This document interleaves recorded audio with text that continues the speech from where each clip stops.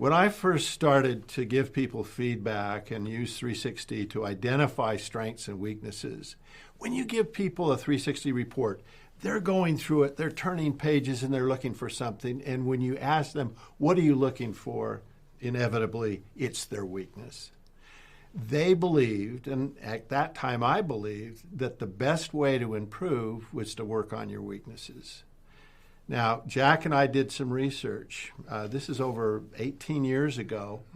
And we looked at the best leaders and we said, what's the difference between good leaders and great leaders? And guess what? The difference was the great leaders were really good at a few things. Not everything, but they had a few profound strengths. And that changed the way we approached leadership development.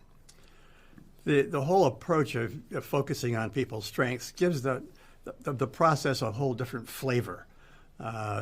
It's fun. It's more positive. You're helping them identify what they're good at.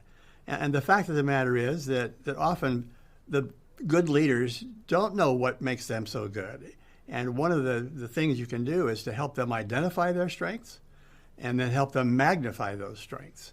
And again, as Joe says, the research was very clear.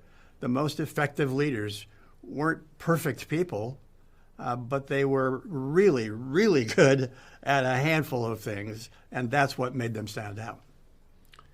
We found that 70% of the time, leaders were better off focusing on their strengths than working on their weaknesses.